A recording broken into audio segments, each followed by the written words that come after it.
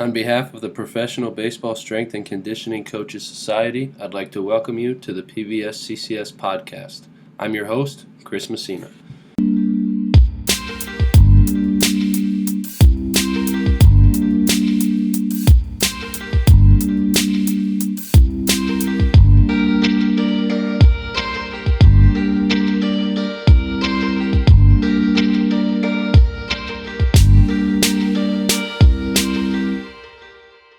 I worked in a private facility after my first year in pro ball, and the hardest part, the most unexpected part, was the parents for sure. And it was a baseball only facility, so we had some weight room equipment, and then they would also do lessons and things like that, right? Yeah. And so for me, it was good because the coaches were there, and I could talk, and we could kind of go over what they're working on, whatever. And I would try to address the basics, hinging, squatting, pushing, pulling, carrying, doing these things really well. And the parents would be like, my kid's not tired enough at the end. You got to add something in and really make them tired. And I was like, it's not really what I'm going for. But okay. So I kind of found ways to like gamify things to like make the parents feel like I was giving the kids something, but also like adding in productive things and not just like burying them just to bury them, or like so that they could sleep at night and the parents didn't have to bother them. But that was definitely something that unexpected for me coming from professional baseball. Like you said, you deal with the front office and that's kind of its own thing. But at least in my experience, parents way more difficult to deal with than the front office. I don't know if you feel the same. And again, it may also be the fact that the front office in baseball all is dealing with the same organization, the same group of players, the same goal in mind, the same development, where you're running your own business now and you have middle school, high school, college, pro. I'm sure you have kids from all walks of life and all sports, and the parents probably want their kids to do well in their different sports. And for you to probably try to have that conversation like, listen, we're just trying to get them really good at things and moving well and being strong in a general sense. That probably is a difficult conversation to have sometimes. And I commend you for on the front end addressing that. I'm curious if that still kind of pops up like, hey, we're 2 months in, like I really need you to start doing some more soccer specific stuff. And how do you address that kind of along the way? Yeah, we track a good amount of metrics of improvement. So like with our younger athletes, we track body weight strength improvement, chin ups, push ups, inverted row. We track speed, we track jumping. So I always have metrics I can look at of like they're improving, and kind of going back to the simplicity side of things. Like if they can put more force in the ground and their range of motion is good, they're going to be somewhat better in competition.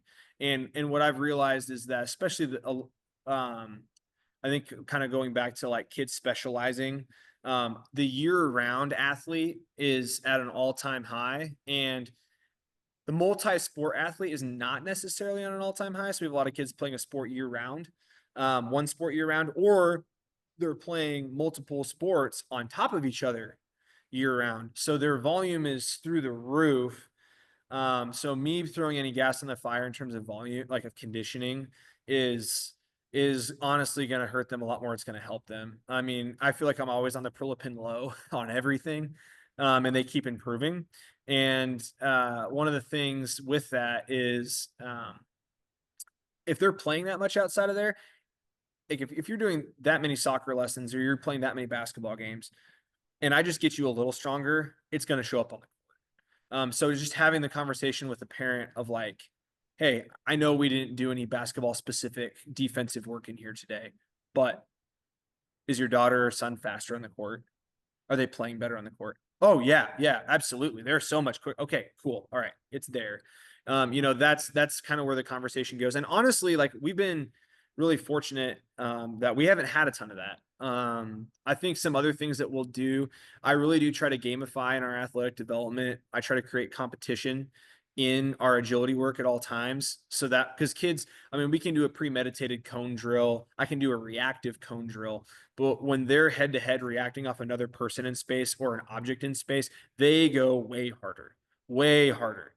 and the kids have a lot of fun with that too. So it also comes out the other side, where if a parent asks, "Hey, what'd you do today?" They're only going to have a positive response because I hit everything that they love about sports. They competed with their friends. That it was in a situation where it was like fun. There was measurable improvement through the game. So in their mind, they're like, "Oh, I worked really hard," and we also try to positively reinforce that. And then at the end of sessions, one of the things that we do to kind of like burn it out.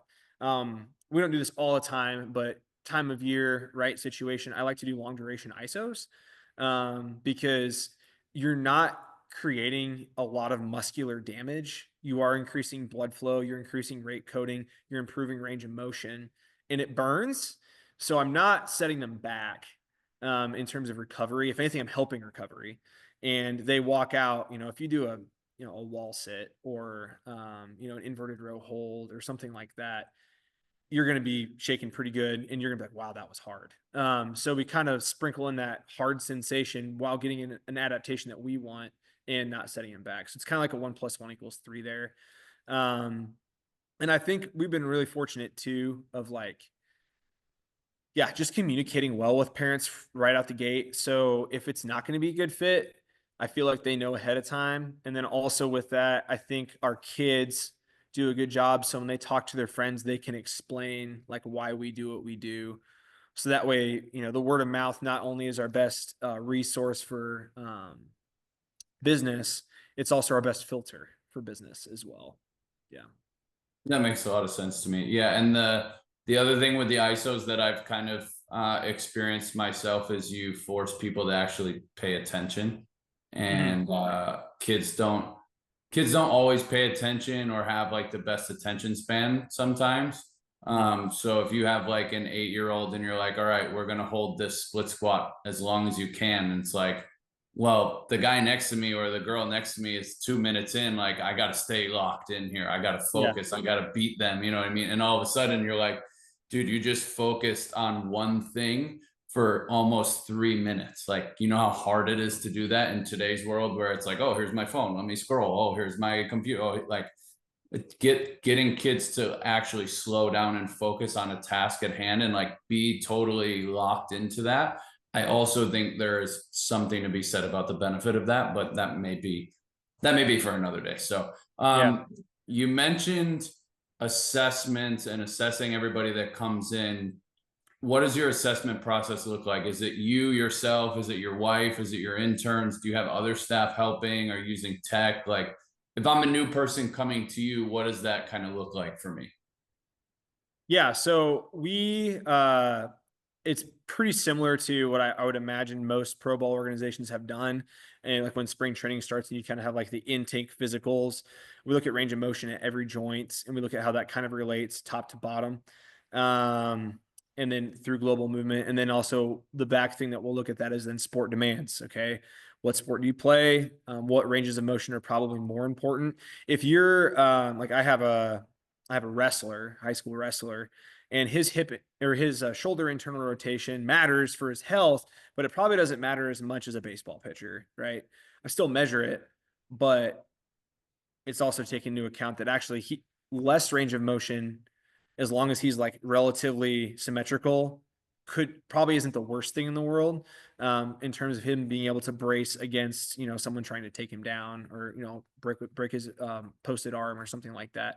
So that's kind of the last thing that we filter through it. The majority of our assessment on day one is range of motion and then global movement patterns. Not like an FMS, but similar with some lunging variations and things like that. We don't necessarily test anything on plates. Like we have force plates. We don't test anything on that on day one. It's kind of like, and this isn't meant to be like, there's a ton of value in force plates and we use them in a lot of really cool ways, but 9 times out of 10, it's going to tell me that you need to put more force into the plate.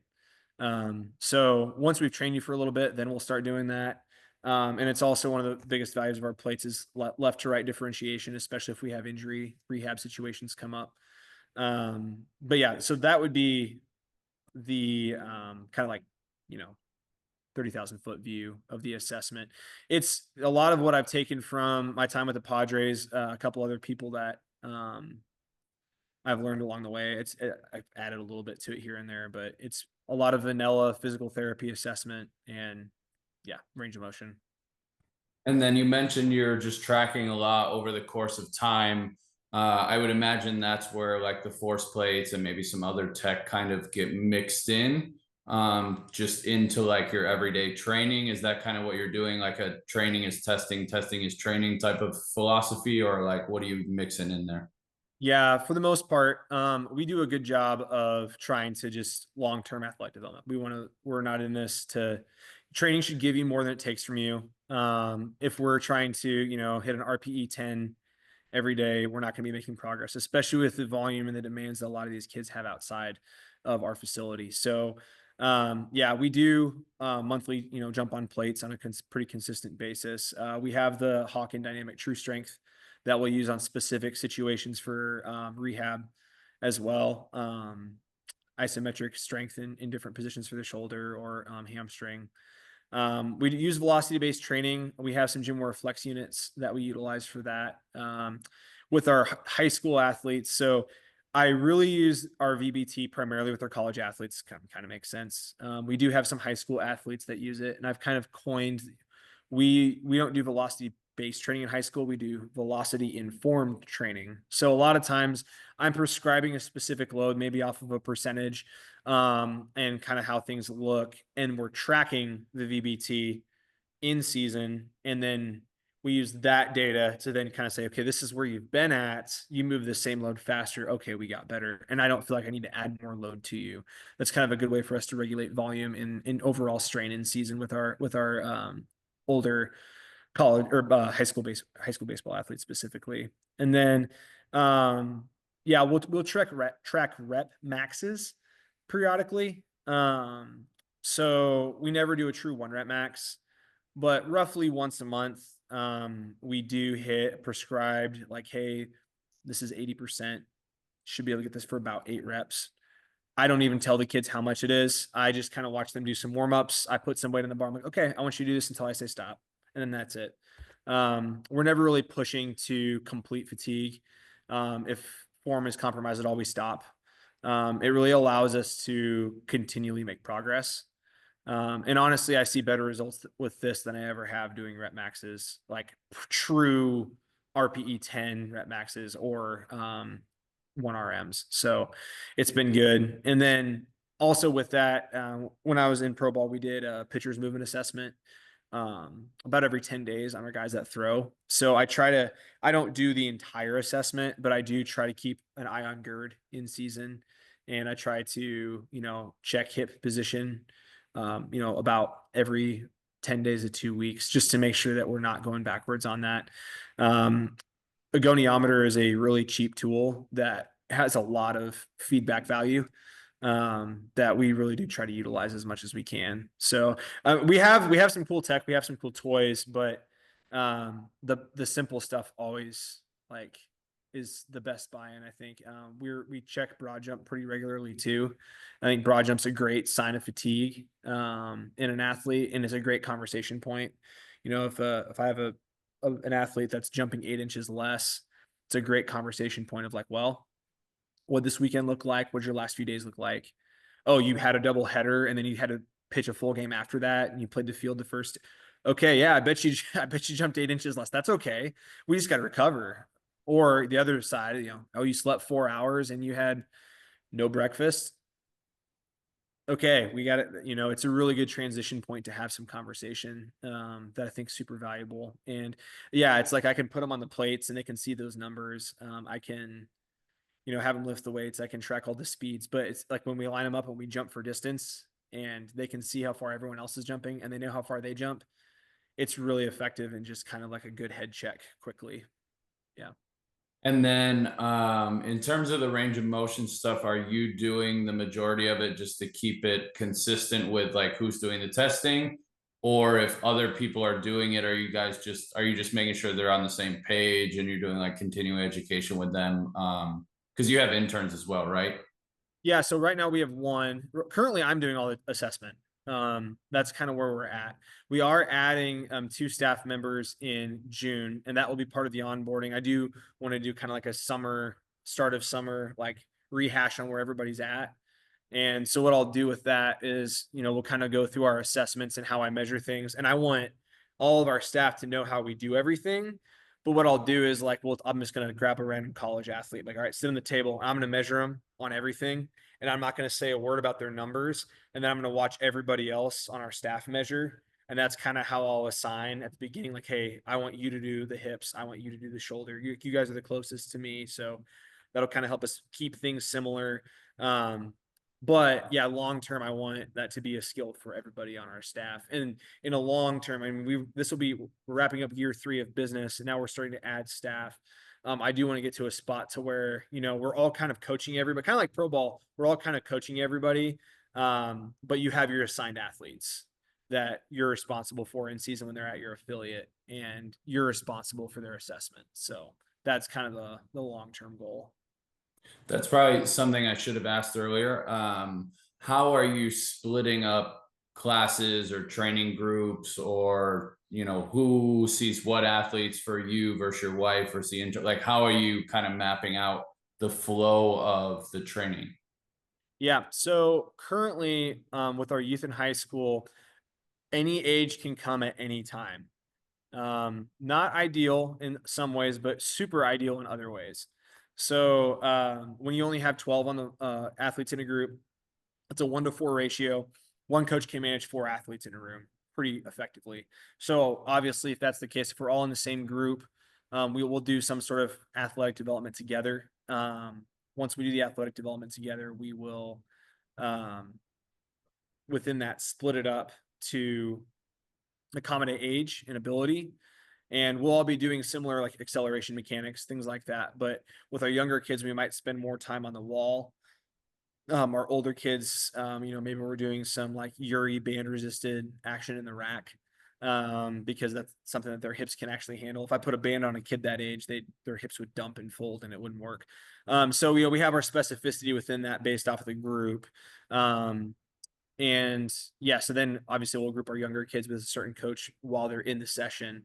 And long term, we definitely do want to get away from that. But for our first 3 years of business, it's been great. It's been really good, especially I can think specifically. I had a couple of college athletes the first summer that we were open that were finishing their training session. And I had a bunch of 6th graders that were just starting theirs. And they were watching guys that were going to go play Power 4 baseball deadlift, and their jaws were just on the floor, like, this is so cool. And they hung on every word that they said, and they got to be around that. So that's really helped our environment, having those moments. And now those 6th graders are freshmen, and they have come a long way, and they've become incredibly talented. But when we talk about that training base that they're developing, their mental training base of consistency, resiliency, being coachable, like that was helped establish by our older athletes. So I always want to have a system and an environment to where we allow for those interactions, while still acknowledging that we need to have separation. So like now our college athletes are completely separate when they come in the summer. But we still have some of those high school crossovers.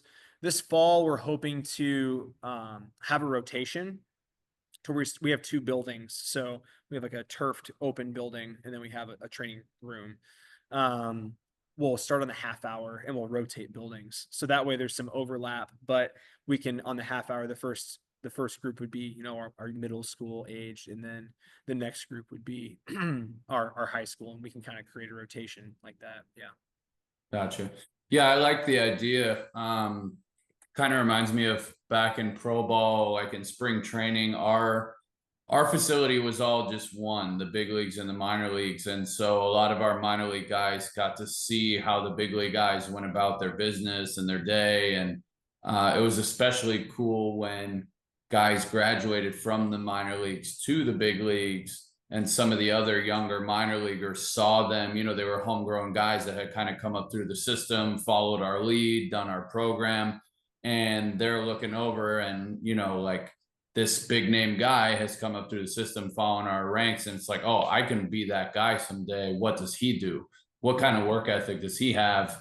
And, he's in every day at 6 a.m. or whatever, or he's making sure he eats breakfast every day, he eats lunch every day, he's hydrating every day. Like, he's doing these things. You can do these too that are, easy for you to implement, that are long-term wins. So a lot of that in the culture space is just, if you've built a good thing with the older athletes and they set a good example for the younger athletes, at some point those younger athletes become the older athletes that are setting the example for the next group of younger athletes. So it seems like you have a really good thing going there. I want to just kind of hit on any points that we may have missed with, life after pro sports, running a business, starting a business, any difficulties you had, because there's no way it was all sunshine and rainbows all the way through.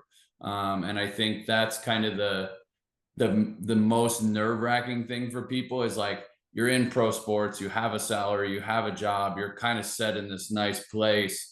But if you go and you run a business and it's successful and all of that, you don't have to answer to anybody. You make your own hours, your own pay, but it's not just like this easy jump, I can't imagine. So I want to make sure we address that as well.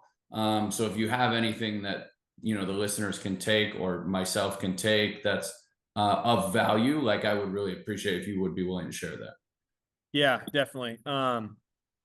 For starters, I never would have chosen this for myself, I don't think. I remember I was working part-time at the University of Arkansas with baseball and men's track a while ago. I was in like 2015, 2016. And I did like realize driving around that, like, man, there's baseball fields everywhere here and they are always full. Man, if someone would open a facility, it would do well. But I didn't know anything about business. I didn't know that was legitimately like something you could do. And if someone was to do it, it wasn't going to be me. So yeah, in 2021, when the conversation kind of got rolling about like, hey, maybe there'd be an opportunity to open a facility in Northwest Arkansas, I was like, oh, I said that one time. Like, yeah, let's look into it. And also, I was in love and wanted to get married, and it's like, okay, I should probably explore, every opportunity and option out there.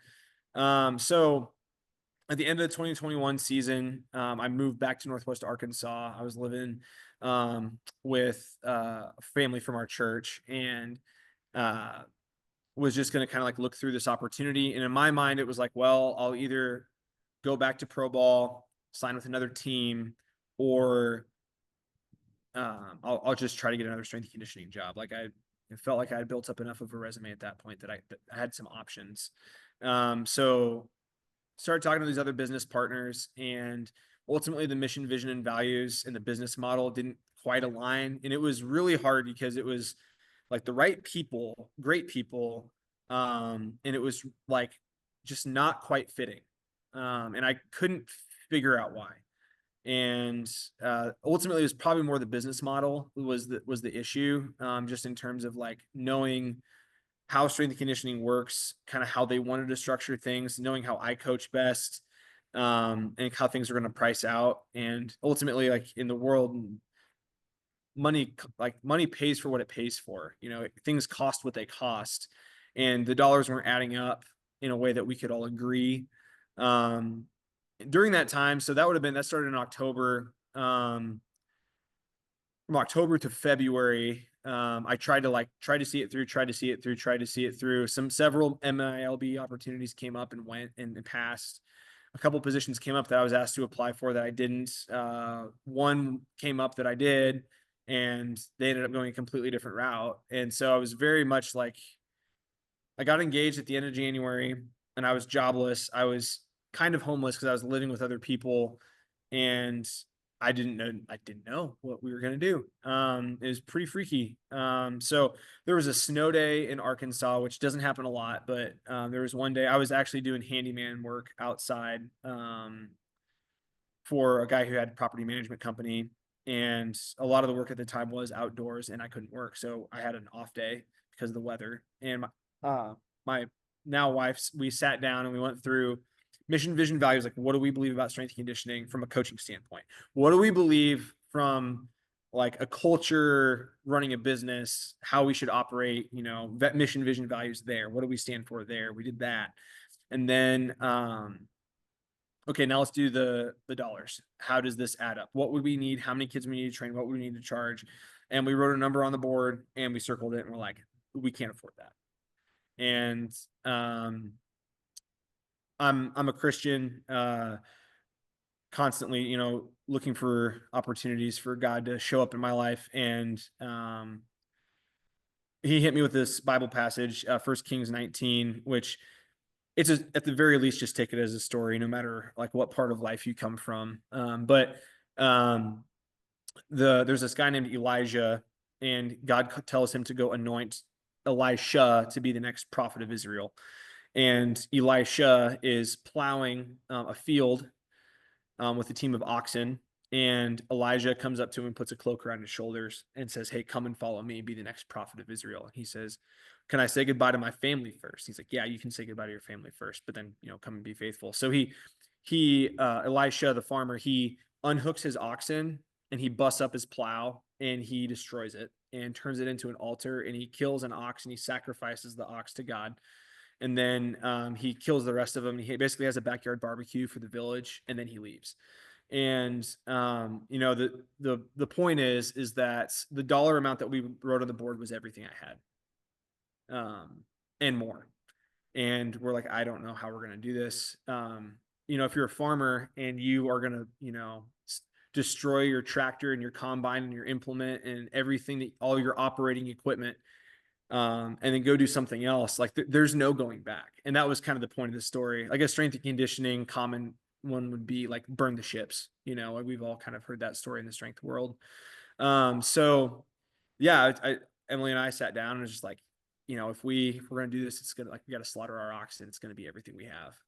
And we didn't have an answer for that. So that was earlier in the week. It was the start of February. That Thursday, I officially turned the other business partners down. Zero backup plan. That Sunday, we were leaving church, and at the time, we were training some athletes out of like a CrossFit gym. In the corner, we kind of had some equipment set up that we were kind of doing some like just side hustle, paying the bills. And we're leaving church, and the church is in Johnson, Arkansas. It's a very small part of Northwest Arkansas. But my wife goes, she's like, you know, a lot of our athletes live close to here. It'd be really cool if we had a facility here. It'd be kind of like the central point for them. And so at the stoplight, I just throw up a prayer. I'm like, God, we'll do whatever you want us to do. We'll be faithful. Most importantly, we want to be faithful. That's the most important thing. But if we have an ask, we'd love to open up a facility in Johnson. And it was kind of one of those of like, I said it. I don't know how serious I really was in my heart, to be honest. But I said it. And that Tuesday, so in the span of less than a week, that Tuesday, I got a call from a gentleman that we both knew that was an electrician who had just done a building inspection on a facility in Johnson that had batting cages and strength equipment in it. And the guy was going to lease it out. And I had previously known the guy from when I lived there before. So that Tuesday afternoon, I went over there and we sat down and we kind of talked about how things could look and how things could work. And we had just enough money to do it, like to the dollar. But that was just a start. That wasn't enough to cover our expenses for the first month. So we did the math of how many athletes we had and how many more we needed to add within a month to do it. And we added just enough, like to the athlete. And we covered all of our expenses. And we were still side hustling outside, and we side hustled outside for about 6 months. But yeah, it was terrifying. I was so tired. We also got married, so that we opened the business in May and we got married in June. So we had a 4-month engagement. So it was just like bang, bang, bang, bang, bang, bang, bang, all these things. And also, like, you can imagine, you're a married man, like the importance of going through all those hard things together really, I think, laid a great foundation for the start of our marriage. And we couldn't have done it without the right people in our corner. And one of the gentlemen who was a part of the business deal, that ultimately fell out, he was still a big supporter of us and has been a great person to lean on through all of it. So I guess the point is like, you know, if anybody's afraid to do this, man, like the worst thing that happens is you fail. You know, the worst thing that happens is you fail, and you'll deal with those consequences. And I think also in this day and age, as a strength coach, it's like, it's not like you haven't had debt before. You know, we've all had student loans. We've all had, you know, different things that we've had to pay. And also a big part of that too is like my wife was ultimately, like, I think the final thing God used to push me to do it. I had a lot of self-doubt, and I had a lot of like, I don't know if we're cut out for this. And she really told me, like, I believe in your coaching, and I believe how much you care about athletes. And I think you can do it. I really do believe that you have the capacity to succeed at this. And um, honestly, like, she's like, I would be mad if you didn't try. So that was kind of like the final like push. And yeah, I definitely believe that the sign of any remotely successful man, not to say that I'm incredibly successful, but is the woman behind him. And she's been at every step of the way. She coaches a ton. She handles all the back end of the admin.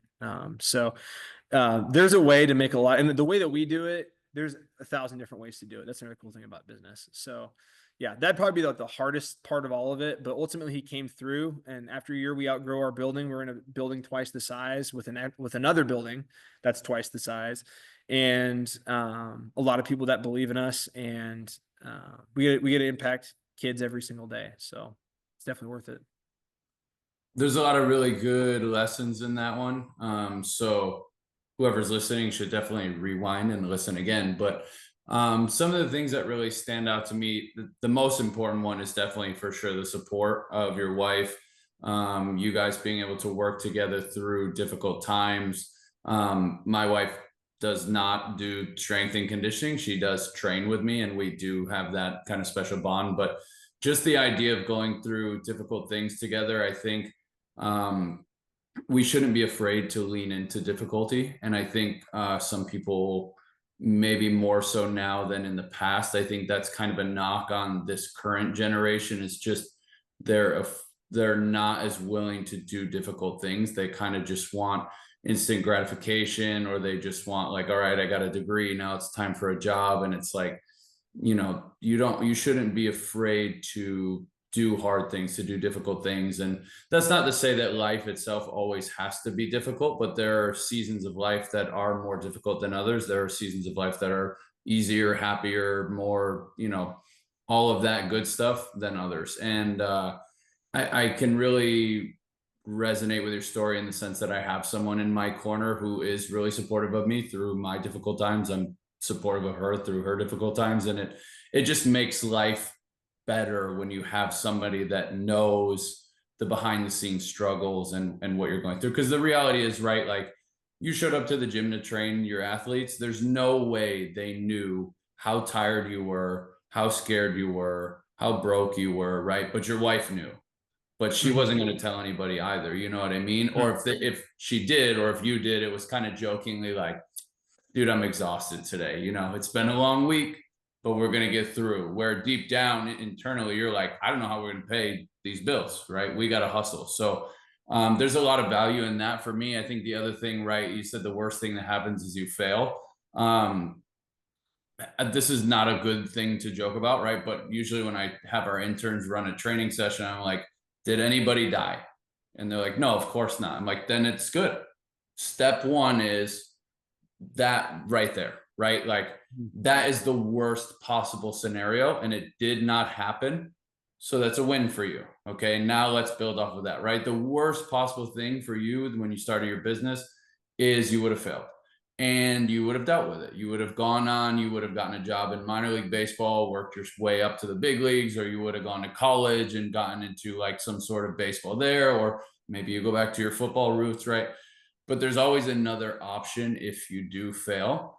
And knowing that, I think, makes it easier, right? And you talk about your faith. Like, recently myself, I've kind of gotten into my own faith. And again, this is not like Christianity or whatever. It's just having a belief that there is some sort of like higher being that is in your corner, that is going to help you if you are willing to make that jump. And to know that, like, things ultimately will be okay.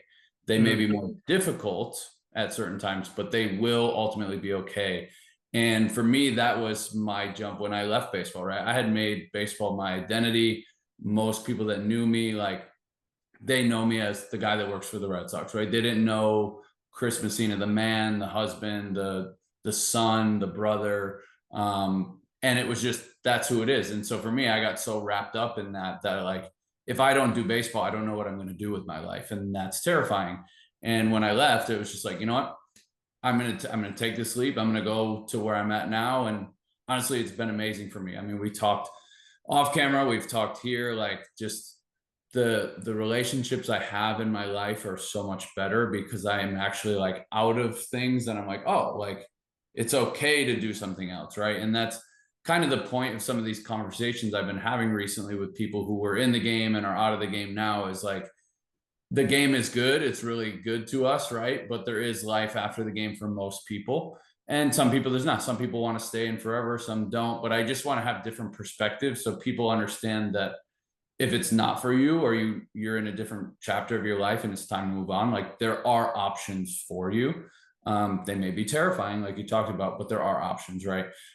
So I appreciate you sharing it. I think the one other thing that really stands out to me is being around others that have the same mission, vision, and values. I think those are the three words you used, right?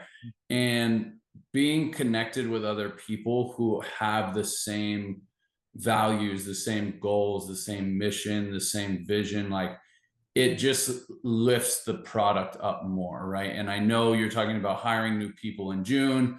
You have an intern, right? Like you're allowing people into that inner circle that you're creating, that culture you're creating. And I'm guaranteeing, knowing who you are, that you are auditing them extensively to make sure that they align with you and that they lift that product up. They don't become this toxic thing that it's like, oh, who is that person? What are they doing? So there's a lot of really good things in there. One of the things that has stuck out to me is like, fear is okay, being afraid is not, right? Like fear is a normal thing that we experience, but being afraid to do something is not really a reason to not do it, right? Like worst case, you fail.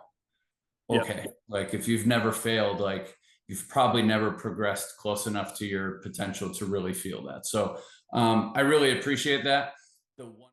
All right, everybody, that's going to conclude part 2 of this interview with Ben. I hope you enjoyed this one. If you haven't yet, I would recommend checking out part 1 as well. As we talked about competition and comparison, building a robust foundation with youth athletes, and then really got into the beginning of running his business before we talked extensively on his business in this one. 3 things that I took from Ben in this part of the interview. Thinking of velocity-based training as velocity-informed training can help regulate training workload, especially in season. Most youth athletes will benefit from training that allows them to maintain or improve range of motion and the ability to apply force into the ground. And do not let the fear of failure prevent you from pursuing your goals. With that being said, I hope you enjoyed this episode, and we'll talk to you again on the next one.